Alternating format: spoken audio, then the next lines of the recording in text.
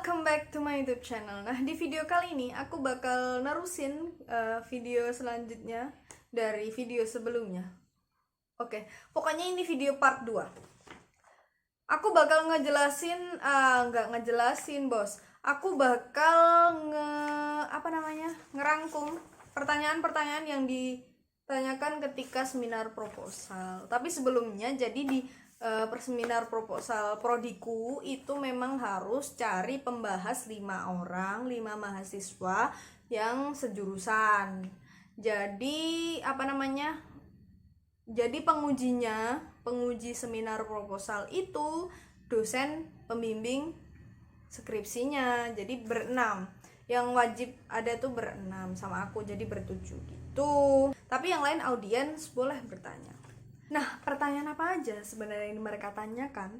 Ini dari perspektif teman-temanku ya, berarti ini aku berbagi pengalaman. Jadi nggak semua seminar proposal itu pertanyaan seperti ini. Pertanyaan dari teman-temanku ini udah ada dirangkum dalam kertas ini. Kemarin pas bimbingan aku print out.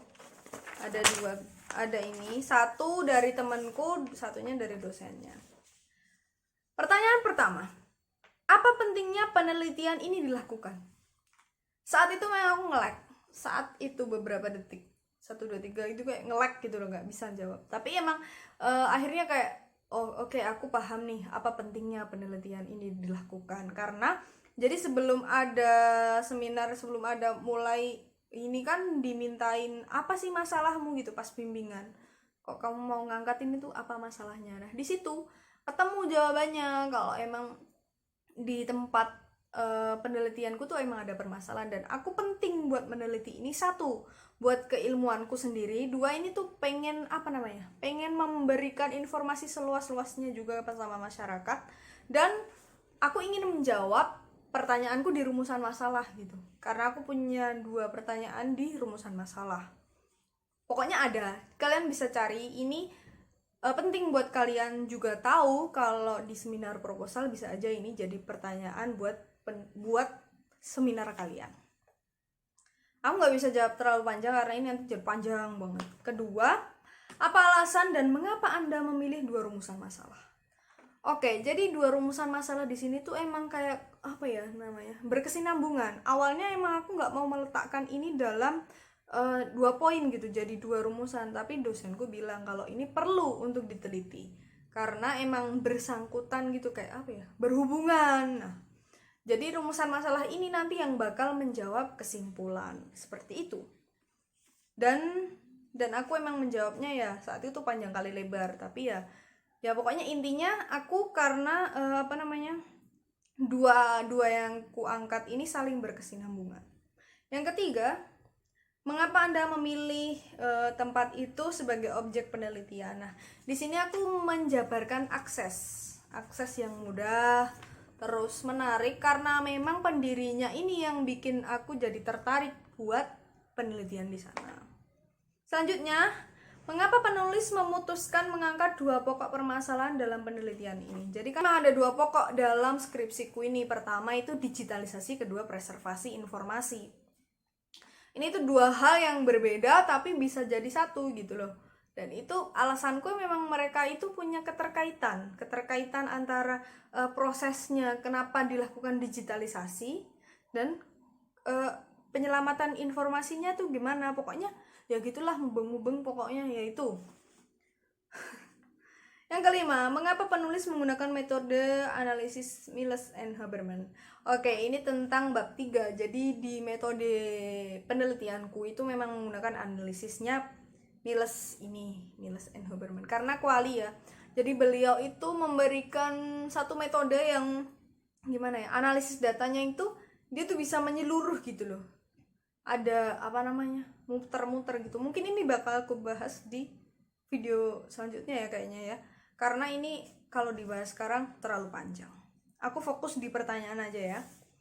Terus dari dosenku ngasih masukan. Beliau memang nggak begitu banyak bertanya, tapi banyak memberikan masukan. Pertama, jadi ketika di latar belakang masalah itu kita harus menjabarkan sedikit tentang lokasinya ya, minimal 1 paragraf lah. Itu dikemas dalam bentuk yang apa ya, yang sambungnya itu dikemas dalam satu paragraf yang nyambung sama atasnya, tapi apa namanya, ada karakteristik. Jadi keistimewaan tempat ini tuh apa sehingga kamu teliti, kayak gitu karakteristik ya. Yang kedua, ada tambahan teori di bab 2 karena emang apa namanya, ada teori yang belum kumasukin. Di bab 2 itu kan ada teorinya. Nah, di landasan sih, di latar belakang itu juga harus disenggol-senggol dikit gitu loh. Jadi kayak kamu tuh ketika baca latar belakang orang itu paham isinya gitu, semacam gitulah pokoknya kalau dari pihak dosenku ya. Pesan buat kalian yang bakal melaksanakan seminar proposal, tadi aku flashback atau aku ulangi lagi di video sebelumnya tadi udah ada. Pertama, kalian tuh harus bisa memilih judul yang emang bener-bener kalian paham.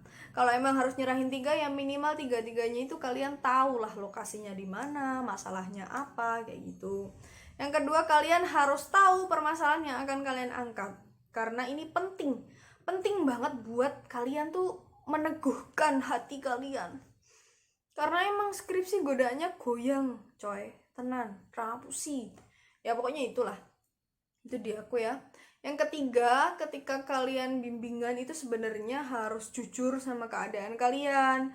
Tanya yang emang nggak tahu tuh tanya gitu. Mungkin alhamdulillahnya aku dapat dosen yang enak. Kalau emang nggak begitu oke, bisa lah apa namanya ya, diambil hatinya lah sebisa kalian. Itu mungkin usaha masing-masing ya. Yang keempat itu tadi, ketika kalian udah mau sempro itu disiapkan persyaratannya, kemudian kalian ada proses membaca secara mendalam, kemudian baru bikin PPT. Jadi PPT-nya itu nggak kosong, maksudnya nggak kosong tuh emang berangkat dari isinya proposal itu gitu. Kemudian baru kalian latihan ngomong gitu, biar apa ya, minimal nggak belibet banget lah gitu, paham gitu. Oh, abis ini tuh ini, abis ini tuh ini. Jadi kayak kalian tuh udah paham banget sama poin-poin yang akan kalian sampaikan. Yang terakhir, setelah paham isi dan paham PowerPoint, suara juga oke, kemudian baru mencari pertanyaan yang bakal muncul di seminar proposal. Bisa dicari di YouTube banyak banget. Kalau ini sih cuma cerita aja sih sebenarnya, nggak ada intinya. Ya pokoknya satu, pentingnya penelitian ini dilakukan, terus perkuat lagi di rumusannya, kenapa kamu milih rumusan ini, kemudian di bab 3-nya ya, kenapa kok menggunakan analisis ini, atau bisa juga kenapa kalian memilih jenis penelitian ini, begitu. Oke, mungkin itu aja ya, karena di sini sudah gelap dan azan maghrib sebentar lagi. Sekian dari videoku kali ini, semoga bermanfaat, semoga kita bisa bertemu di lain waktu. Mungkin selanjutnya aku bakal ngebahas tentang masih seminar proposal, atau bisa juga tentang proposalku ya. Semoga buat kalian yang lagi tugas akhir lancar-lancar, dan yang mau seminar proposal semangat, kalian pasti bisa, oke? Semangat penelitian, semangat seminar proposal buat semuanya yang sedang menjalankan proses ini. Semangat, bye!